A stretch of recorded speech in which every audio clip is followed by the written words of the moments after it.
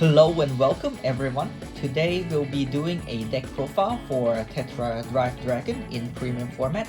This is probably one of my most favorite way to play Aqua Force in premium. It's super fun, it draws you a lot of cards, and I'm really excited to show you my deck profile of this deck. So let's get into it. So the first grade 3 and the main grade 3 of this deck is Blue Wave Dragon, Tetra Drive Dragon.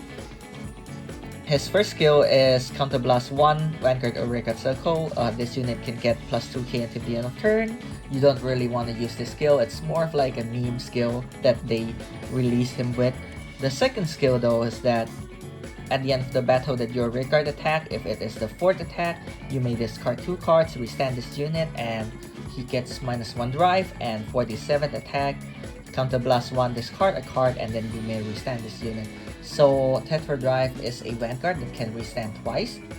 When you combo him with a card, for example like Bubblehead's Record Kit, he can draw you 2 cards just from swinging at your opponent's Vanguard twice. So that is pretty good, and there will be other cards that can help you draw even more cards from Tetra Drive attacking as well. So the main goal of this deck is, if you go first, use your Tetra Drive to swing for 7 attacks and draw a lot of cards, and punish your opponent if you go second and they're going first but they didn't ride up to grade 3. You can draw a lot of cards, gain a lot of advantage while generating a lot of attacks at the same time. So that is the main grade 3 of this deck, Tetra Drive Dragon. The second grade 3 of this deck is Benedict. So basically Benedict is like a 5th and 6th copy of Tidal Assault in this deck. I'll talk about him later, but essentially what he does is, after the battle that he attacked a Vanguard, if you have an Aqua Force Vanguard, you may restand this unit, and then he gets -5k. It's a once per turn, and then you play him so that you can help your turn 3 generate 7 attacks or more. And since he is also a 10k base, when you put him on Axo and your opponent is on grade 2, you can swing for 15k and then 10k to really push for that aggressive attack. So this is a pretty good card, and I think it is very useful, so running him at 2. The next grade 3 is Arsenal Fleet Dragon. He is also a Blue Wave unit in this deck. So his first skill is TB1 Counterblast 1 with Blue Wave in its name, and he gets plus 4k until the end of the turn, and if it is the 2nd attack, you may restand him. So sometimes you can use him as an attacker to do your 2nd and 3rd attack, but you don't really want to use him much because he costs a Counterblast. The reason that you run him really is because of his 2nd skill, which says in drop zone, Soul Blast 1, and then when your Vanguard with a Blue Wave stands, you may put him into hand from your drop zone. So essentially when your Tetra Drive swings and then you have to discard 2 cards, you can discard the Arsenal Fleet, you then Soul Blast 2, and then put both of them back to your hand, so they kind of refund the cost of your discard for your main Vanguard. Now for the grade 2, I'm running 3 copies of Terrific Coil Dragon. Terrific Coil Dragon, his first skill is, when this unit is stand by a card's ability, he gets plus 5k until the end of turn. And then his second ability is, if he attacks and it is the first battle of that turn, you may Soul Blast 1 and restand him, and since it is a standing by an ability, he also gets plus 5k, so he can be a 14 attacker on his own or 19 attacker on his own on Axo Circle. So this helps with the game plan of attacking 7 times in a turn to restand your Tetra Drive and to push for that extra attack with power. So he is a pretty good card to run in this deck in general. Like, you kind of want to see him really early and then use him to like push for some attacks in the early turns, and then in the later turns he can still be useful to help attacking your opponent's Vanguard and generating a lot of attacks. The next grade 2 that we are running in this deck is the 3 copies of Coral Assault. So his first skill is when this unit attack, if you have 4 other, so it doesn't count himself, other units that are rested, he gets plus 15k until the end of the battle. So this is your big beater of this deck. You don't really run much other big attacker in this deck, so your Coral Assault is essentially your only big attacker which can hit over defensive by himself. 24 on the normal circle and 29 on the axle. And his second skill is at the end of the turn, if you did 4 more attacks this turn, you may put him into Soul and draw a card. As you can see with Terrific Quell and even Arsenal Fleet, this deck does use quite a bit of souls. So by having Coral being able to go into Soul and draw you a card gives you more resources to pay for those Soul Blasts, as well as to recycle for your board as well. So that is very good. Now the most important grade 2 in this deck is the 4 copies of Tidal Assault. His skill is basically just like Benedict, but he's a grade 2. So at the end of the battle that he attacked the Vanguard, you can restand this card and he gets minus 5k. It is a once per turn, so you can actually swing with him, not use his skill, and then after you restand him and he gets some power from either like Furiacus, Lambros, or Alexandros, you can do the restand minus 5k later. He is also a costless restander, just like Benedict, so very important to help you reach that 4th and 7th attack in the turn with Tetra Drive. So yeah, this is both your attack number extender, sort of, and also your finisher on Alexandros, so very important running at 4. And the last grade 2 that I am running is the Blue Marine General, Foilus. So his skill is 3rd wave only, counterblast 1. If you have a Blue Wave Vanguard, you may restand this unit and he gets plus 2k until the end of turn. So he's really more of like a flex slot in the deck. You can switch him out for something else, like for example 4th copy of Terrific Coil or 4th copy of Coral Assault even. But I like him because his stand timing is different than Terrific Coil, and since Tidal can restand at any point in time, I am running him instead. Like if I could run more copies of Tidal Assault, like for example an extra copy of Benedict, like maybe I would replace him with this, but for now I think he works just fine in the deck. But this is definitely more of like a flex slot in the deck.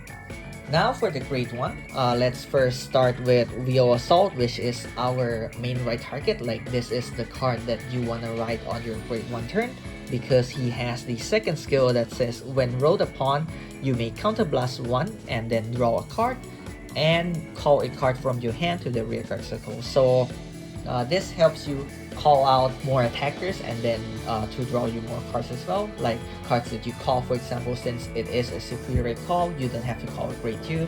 You can call Benedict down, for example, and then he can swing twice with your bubble edge boosting, for example. So this will hit for 10k twice on your opponent's 10k grade 2, which is pretty good. And then his first skill is also pretty important, which is at the end of the battle that this unit boosted, you may switch the position of 2 cards. So for example, after the battle that he boosted something, you can switch the position of 2 cards like this and then generate even more attacks. So that is why Rio Assault is pretty important. Like it's both your preferred right target and he is also your attack extender in this deck. Now for the other grade 1s, this is kind of a 2-2 split between the OT Barracudas and the V Barracudas. So let's first start with the V Barracudas. He is essentially just a grade 3 searcher, since in this deck your only right target that you want to go into is Tetra Drive Dragon. So I am running 2 copies to search for a grade 3 to help the deck become more consistent. You can probably make an argument to run 4 V Barracudas if you feel like the deck is bricky, but right now I'm just running the split of 2-2 because I feel like the other Barracudas is also pretty important. But before we go into this Barracudas, let's talk about the second skill, which is Vanguard or Rearguard Circle. If you have 4 more rested units, including himself, he gets plus 5k, so he can also act as your attacker later in the game after you already rolled like your Tetra Drive Dragon or something. So still pretty useful. But this Barracuda is where the real spice is at for the deck. So his first skill, you can ignore it. It's a on-play search for values, but we're not really running values in this deck. But his second skill is that when you're Vanguard with Blue Wave name, I'm not sure if you need the Blue Wave name or not, but when your Vanguard restands, he also restands. So essentially this works this way.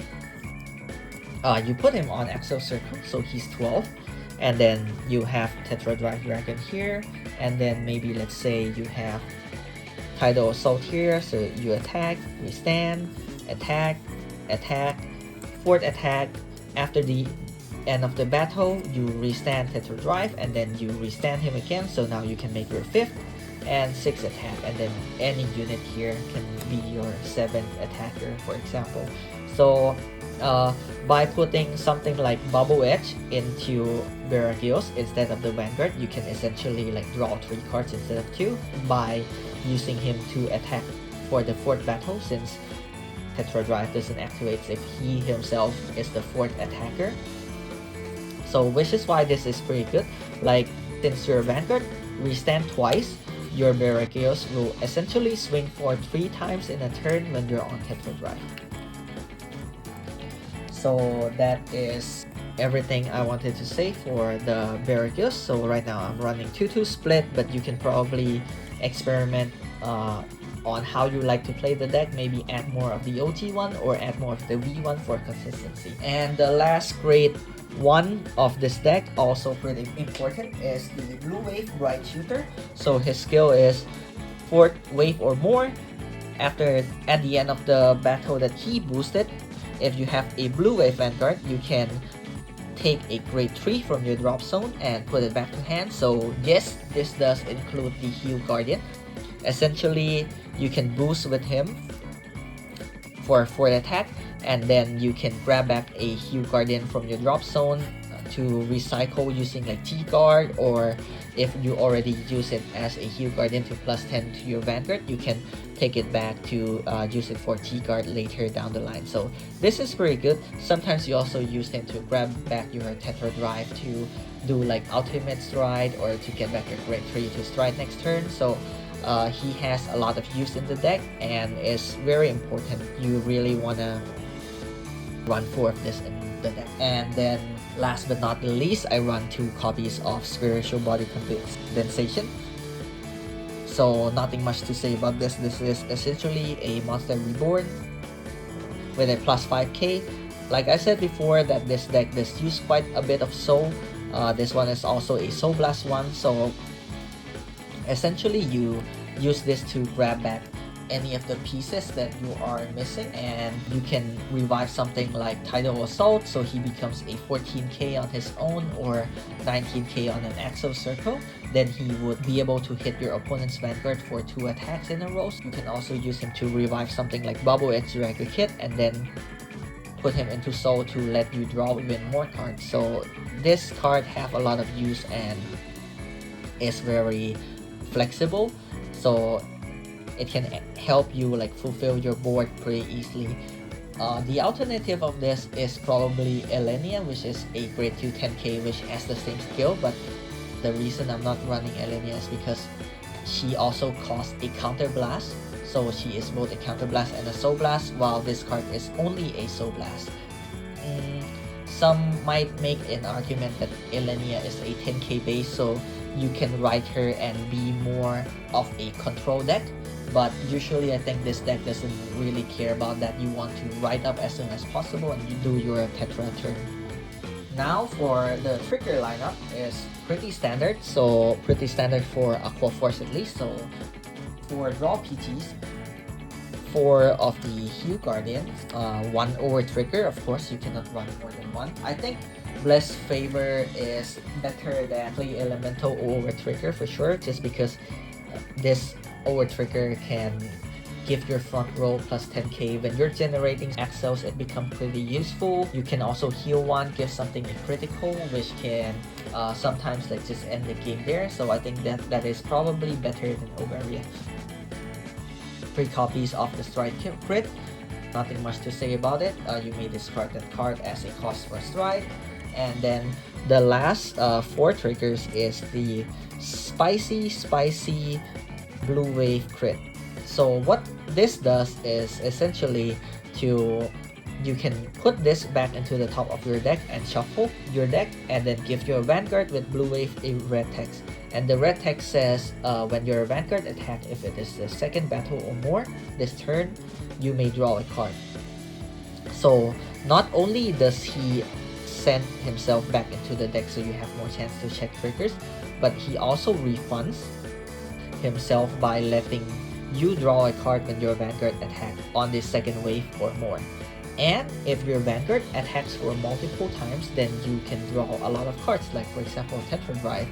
Since Tetra Drive can restand twice, if you for example send back 2 crit to your deck, you essentially just plus 6.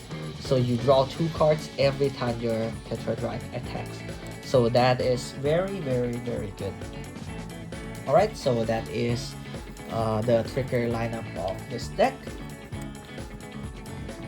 And then last but not the least, our starter, which is Bubble Edge Dragger Kit. So he is an old starter, so he has a Forerunner. When you roll onto him, he goes to any rearguard circle instead. You do not draw, and you do not get a quick shield either. The reason I run this card is because of his second skill, which is when you put this card into soul, you may choose a card, a unit card on your field to give it the red text of worth battle or more. When that unit attack, you may draw a card. So like I mentioned, you put this into your soul and give either like your Tidal Assault or your OG Baragils the red text, and then they can draw you 2 to 3 cards. And if you Spiritual Body Condensation, revive him, put him back into your soul again, the number of cards you draw from him doubles as well. So that is pretty good. And finally, let's go over the G-Zone. First, I am running 1 copy of Ballerina, the Progenitor Dragon. So you need to discard a card with the same name as your Vanguard to stride into this.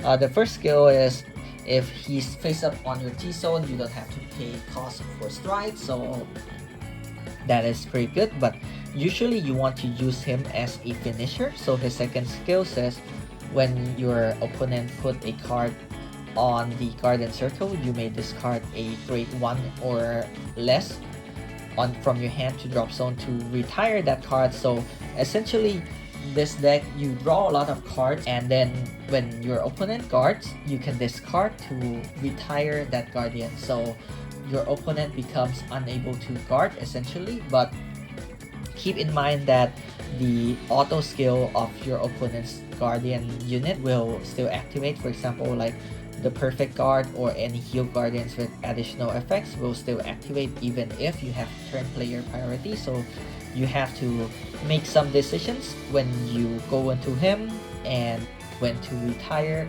the Guardian, when not to retire Guardian. But he is one of the key finisher of this deck.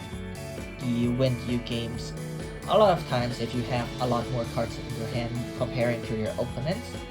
Now the other strides that I am running in this deck is 2 copies of Genbolt. So Genbolt is probably the best grade 4 stride that has ever been printed for Aqua Force. His first skill is on place, you may look at top 7 cards of your deck and then choose to put it on your circles as rest, rearguard circles as rest. So by doing nothing, just striding into him, you already are plussing 2 cards. And then his second skill is Counter Blast 1 and then flip a card from your T-Zone face up. Then for 2 of each cards that are rested, you may draw 1, and then you may retire 1 card on your opponent's side of the field. And then if you draw 3, and you may restand 2 of your rear guards.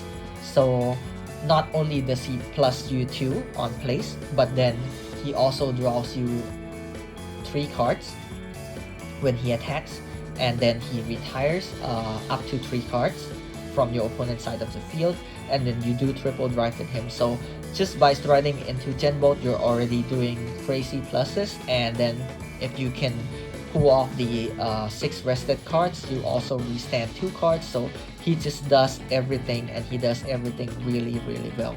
So this is your best stride for your first stride. And sometimes if you are really behind and you still have a lot of cards in your deck, you can probably go to him for a second time, but that doesn't come up very often, but that is why I'm running him in tier.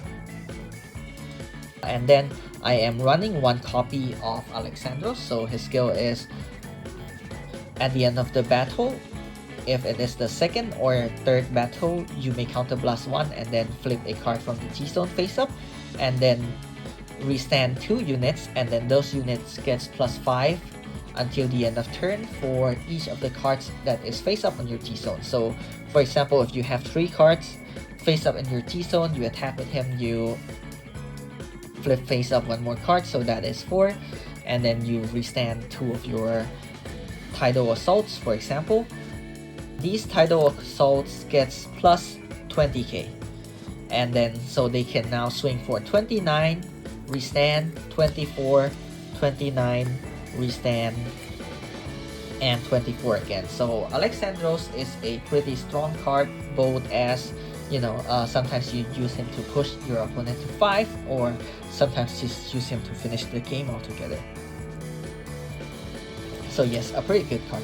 And I already spoiled the next card, but I am running 1 copy of Valios Revive. So he is also a really useful card, sometimes a really good finisher as well. His skill is Counterblast 1, and then you may call cards from your hand, like 2 cards for every face-up card on your T-zone, and then you draw the same amount of cards that you called. So for example, if you called 4 cards, then you draw 4 to refund for the cost. That is pretty good. Sometimes you can even attack with him first to use the skill, and then, you know, you just don't lose any cards from your hand at all, and then attack with him. But the more important part is that he locks your opponent Vanguard to 11k. So by doing that, you are preventing them to use skills that give plus power to their Vanguard to have bigger base, like for example Himiko Reverse.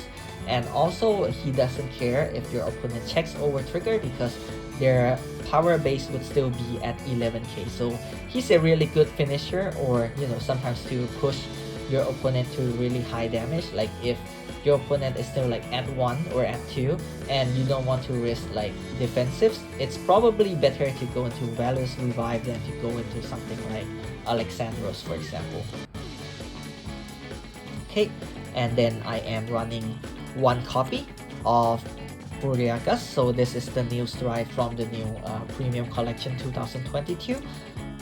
This card is a little bit weird in this deck because, to be honest, I don't think he do much in this deck comparing to the other strides that I mentioned before.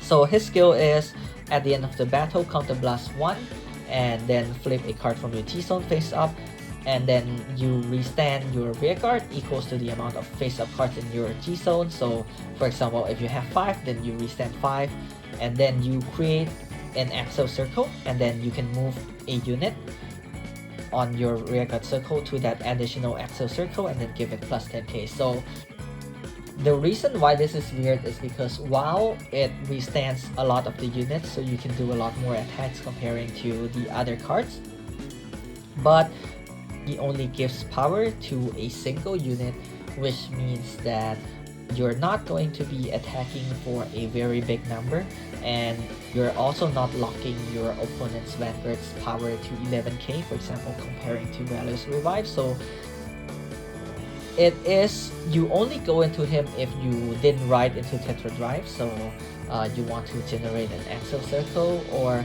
you just want to do like a little bit of everything. Like you don't want to like commit too much like Alexandros, but you don't really have like good attackers on hand with like Value's revive. So it is still a pretty nice option to go into, and you do generate an axle circle, which is pretty nice. But he's not really that strong in this deck comparing to a deck like Savas, for example. So he's just there if you like ride into the wrong target, or if you are in an awkward position where the other strides doesn't really apply, for example. Okay, so the next stride that we are running is the 2 copies of Lambros, 2 copies because he have to do a T persona flip, so he can only flip himself face up in the T zone. And his skill is 4th battle, you may restand 2 of your rear cards, and if you have 2 or more face up cards in your T zone after you do the flip as well. So if you have 1, you flip the other copy of him, you have 2. Those units that restood got plus 10k, so you restand 2, give them plus 10k. It's weaker than Alexandros, but the reason I run him is because he has no cost. So what I mean by that is no soul blast or no counter blast at all. So when you get damage denied, or when you don't have enough resources to do things, he can still come up sometimes. Like it's pretty handy. When you build your T zone, it's more preferable if you are running it in a more toolboxy nature, so you have an answer to every type of situation. And that is why I think the 2 copies of Lambros is worth it in your 16 card slot for the T-Zone.